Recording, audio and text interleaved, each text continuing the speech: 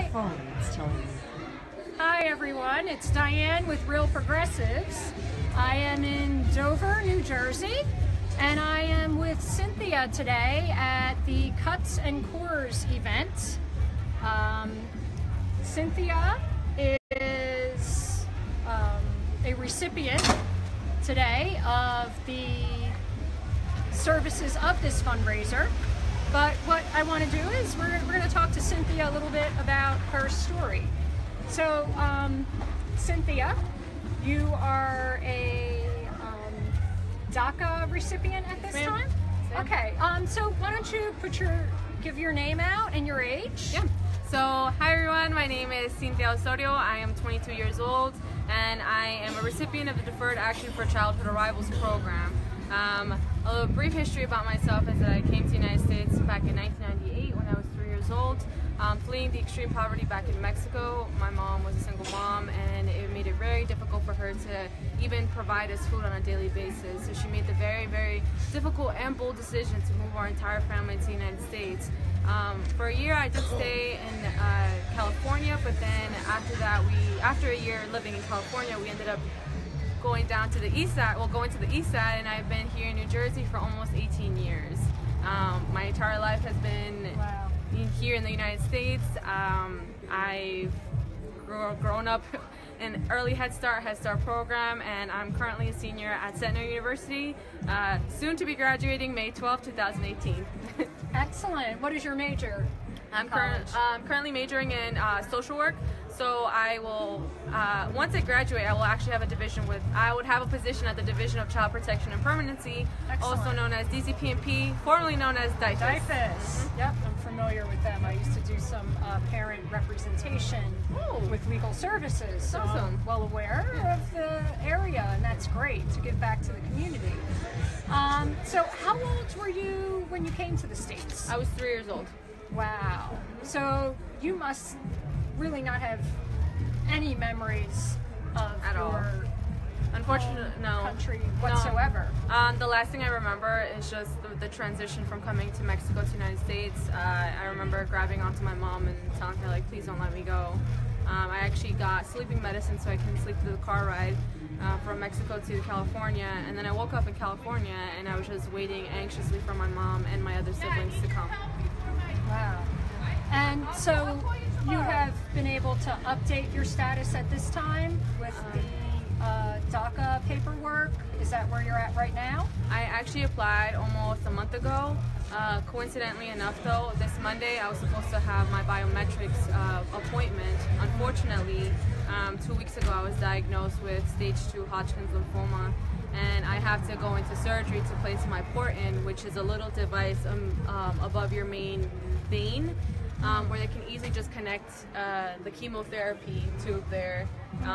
So unfortunately I had to reschedule my biometrics because it's literally life or death right now for me. And I can't postpone my port surgery because I'm supposed to start my chemotherapy sessions on the following day, which would be on Tuesday, the 27th. So So you just got this diagnosis? Yes, ma'am. Okay. And how was this diagnosis, how was this uncovered? I actually was, around December, I was playing around with my necklace and I found a lump on my neck. I was very, very scared because I'm like, that's not supposed to be there. Oh, wow. After countless ultrasounds, doctor visits, CT scans, biopsies, I had a surgical biopsy, and then I had a needle biopsy. Just 2 weeks ago, I just got the recent diagnosis. So everything's moving fairly fast, but another thing that is moving fairly fast are the bills that are piling up. Right now. Yeah. And with your status, and you are what we would call right now a dreamer, who's looking for, I know a lot of us in New Jersey and our activist community that we're both connected with are looking for a Clean Dream Act now, but we don't have that yet. Because of your status, there's some difficulties with your health care and insurance. Is that correct? Yes, ma'am. I was lucky enough to be able to receive some form of health insurance through my university, but it was very basic and it just Surprisingly, I mean, not surprisingly, it doesn't cover chemo sessions, CT scans, biopsy, surgical biopsy, anesthesia. It doesn't cover any of the treatment that I would have to start receiving soon. So as of right now, it's kind of something that I have to, my family and I have this financial burden on, because I technically can't apply for Medicaid. I can't receive any services on that area because of my legal status, which is very disheartening, because my mom is still an unauthorized immigrant living within the United States, as she cleans homes and office spaces, and she barely gets enough money to pay the utilities that we have now. So to place another, estimated $150,000 more on that, on my chemo sessions, it's a lot. But thank God I was recently, not so long ago, actually being part of the Dean Michael Claricio Cancer Foundation. I was one of the recipients to be granted $5,000, which alleviates some of the financial burden that my family and I would have to start beginning the journey with.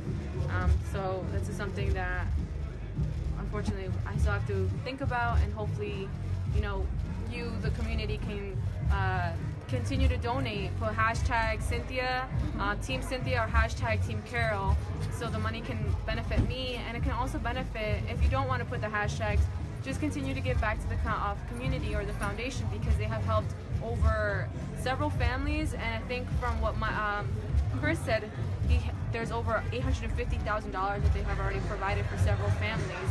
This organization is incredible, and soon, hopefully, we'll have a care page. Yeah, we're going to start a We Care page, and I will update and repost this video. We are going to post links to the description of this video with the link where you can donate now, and there will be the hashtag. So please donate. You're not just going to help Cinthia out, who we all desperately want you to have all of your medical needs met. And it's heartbreaking to hear that even though you have a type of health insurance, it's basically not covering any of your cancer treatment. Is that correct? Yeah, it's a hard pill to swallow, for sure. Yeah. Okay, so we need all of our friends, family, and community. And we didn't even touch on, if we can, a minute. We're outside because the party is really noisy in there. We're going to walk inside in a minute. But besides all the great things Cinthia does with, she's a college student, she's majoring in social work and going to give back to the community, you are also a social justice activist, you're an immigrants' rights activist, correct? So you want to tell us a little bit on what you've been working on in the past year or several months now. Okay. So I'm actually a community organizer for Wind of the Spirit, located in Morristown. I am currently I'm being an activist for the Clean Dream Act on the national level, state level, and the local level, pushing for myself and for the other 800,000 DACA recipients within the United States, and the 2.1 million undocumented youth living in the United States to have the opportunity to be whatever they want to be and not have the fear of their legal status preventing them from reaching their full potential. I'm also working on a campaign right now to help the temporary protective status individuals. There's an estimated 14,000 TPS recipients here in New Jersey alone. So right now we're trying to mobilize the Salvadorian, Haitian, Nicaragua, and Honduras community to help them achieve some form of pathway to citizenship as well, since they have also been in the same fight with us and have stayed in this country and been an economic factor for almost 20 years of their lives. So that's another thing that I'm working on. And then the last thing that I'm currently working on is access to financial aid on the state level. On Monday, coincidentally, I wish I could be there, but unfortunately I'm going to be in surgery. They're going to have a S699 and S700, which are two Senate bills that will allow unauthorized youth to receive some form of financial aid and help students who are U.S. citizens who have parents who have unauthorized status within the United States to obtain some access to financial aid without having to go through all the curves and the hops. And this would be a great opportunity for the students who aspire to become doctors, poli-sci majors, social workers, to continue educating and having this right that we're supposed to have as students and as human beings. So those are a couple of things that I'm touching on, but besides that, also I'm always advocating for women's rights, student rights, and ensuring that there is social justice on all aspects, because when we're working together, we can actually make stuff happen. Excellent, thanks. And I think a lot of people aren't aware that as a DACA recipient, you are 22 years old, you have been here for 18 years. 18 years. Yeah, about to be 19, so. So this is your home country. This is the country you know, correct? Yes, ma'am. But even though you've been here virtually your whole life, you are not able to receive Medicaid assistance. Financial aid is a problem. Yep, You don't receive any financial aid. No, ma'am. I got a partial scholarship from the university, and thankfully I had a U.S. citizen relative who would be able to co-sign on my student loans with me. But if I didn't have that co-signer, a U.S. citizen co-signer, I would unfortunately not be where I am today without his help. Wow. And there's a lot of misconceptions out there. Yes. So we want a Clean Dream Act now. Yep. We have these other pending bills. Yep. And we're posting the links to the description with this video. So please donate to benefit Cinthia and other people who are also facing similar battles with cancer, but with Cinthia, she has some extra hurdles, and we're going to do everything we can do. We're going to start a We Care, and we're going to get that out there.